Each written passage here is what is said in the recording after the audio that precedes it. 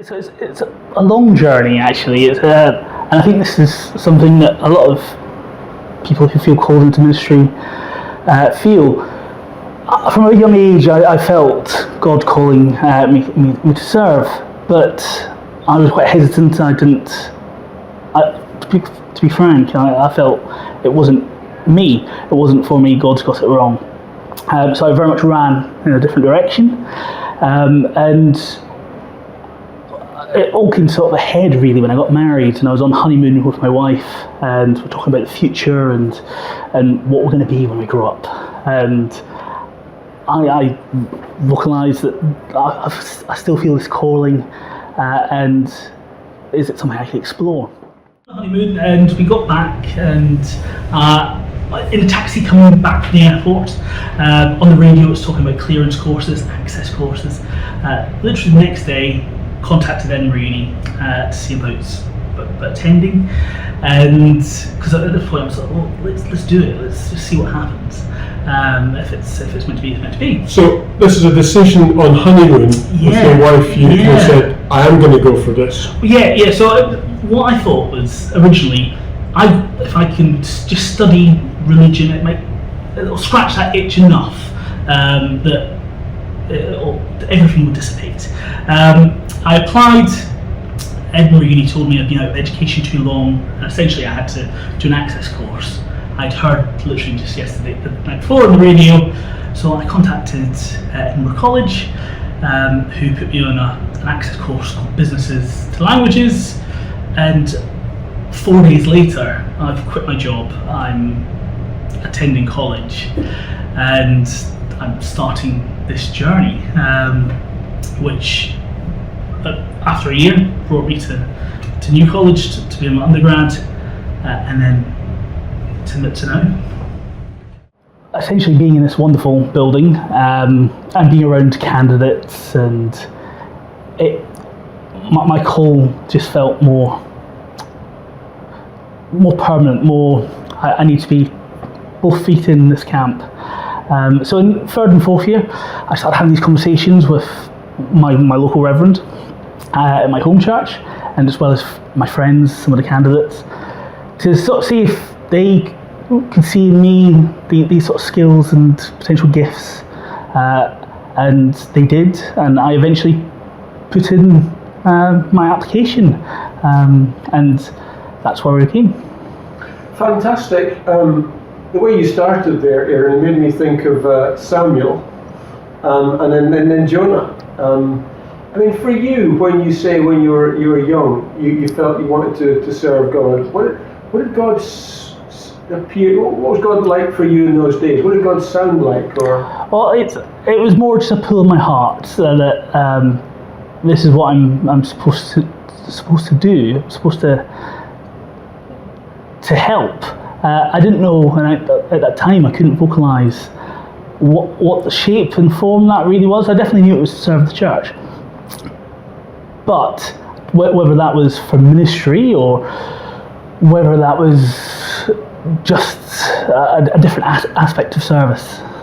Is that partly because your parents Christians? I mean, not everyone growing up feels that. That's quite particular. Yeah. So I come from a military family, so I travelled around quite a lot, and so my father is not particularly religious. He's actually came to faith more later in his life, but my mum has always been a Christian. We used to attend an Anglican church down in England when we lived down there, and then we moved to Scotland. It was more of an evangelical church in Musselburgh, but it was actually when my sort of teenage formative years where faith became my own, not my family's, not anybody else's. That's where I began to search for my home. And in those teenage years, was there any specific episodes where because sometimes teenage years are quite rocky and quite bumpy and quite traumatic, or? Yeah, well, let's just say, I think, for me anyway, faith has not been, it's something I very much lean on, but it's something you've got to work with. It's not that there are hard times. It's not plain sailing. Life very rarely is. So during those teenage years, there were periods where I drew closer and I drew further away, and pinpointing specific examples. I was sent to boarding school. I didn't enjoy being there, but while I was there, that was a period of my time that I drew closer. But then there was other times in my teenage life where I very much drifted apart.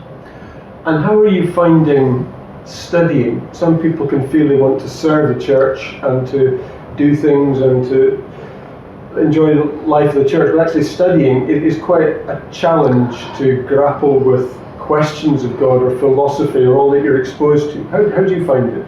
I think I'm a bit different to a few of the other candidates that I'm serving with, in the sense of I've already done my undergraduate here, but I am fully aware that for some candidates it is a bit of a challenge grappling these questions. But for me, I really enjoy it. I really welcome that.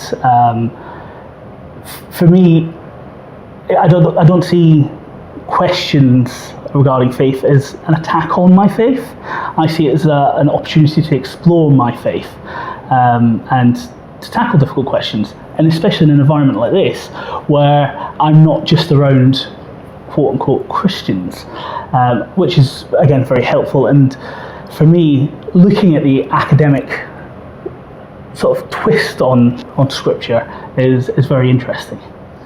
Sounds like your wife has been significant. That comment on honeymoon. Yes. Just say a bit more about that, and maybe your partner. And how do you see? She go into ministry. What is she feeling about? I mean, she'll have her own vocation and skills, but clearly you have quite a significant partnership. Well, yeah, I very much. This is not just my journey, and it's really important that Emily, my wife, supported me through this entire process, and I wouldn't be here if it wasn't for her. And it's essentially her support, not just talking like emotional support, but literally the financial burdens are very much more on her shoulders than on mine. So yes, it's very much our journey, but she's very supportive. Obviously she attends church as well, and she has a very strong faith, and yes, I think she's quite excited, a bit nervous about where this potentially could lead, because yes, we're journeying this together, but it's very much essentially my studies, where God takes us. So there are challenges, but she's very supportive. And looking ahead, are you, when you finish your studies, are you interested in pioneering? You love the traditions of the church. Do you want to go and work in the Isles? Do you feel called to the urban priority area? What's the shape of your ministry? So it's weird that I come up from a military family, and I had no intentions ever to serve in the military whatsoever. It's not my character, but I feel the way my life is sort of mapped out, God is sort of calling me towards military chaplaincy. Whether that is where my calling does take me and eventually leads, I don't know, but I'm certainly open to wherever this journey takes me. But that's certainly where I feel called to serve at the moment. And you're going to church at quite a time of turmoil. How do you see that? Well, it's interesting to use the word turmoil, because it is turmoil, but there's hope and opportunity, and I think we can often look at things too negatively rather than focus on the opportunities within that. In my own presbytery, there's wonderful opportunities and seeds of growth happening. We don't necessarily talk about them very often, maybe we should. But my home church, we've just went into union, that was a time of sadness. My home church is closed. However, there are new beginnings, fresh starts, fresh opportunities within that. So yes, it's a time of change, but Church Scotland's always been in times of change. I think we can often sort of envisage a golden past that didn't quite really exist. There's always been changes.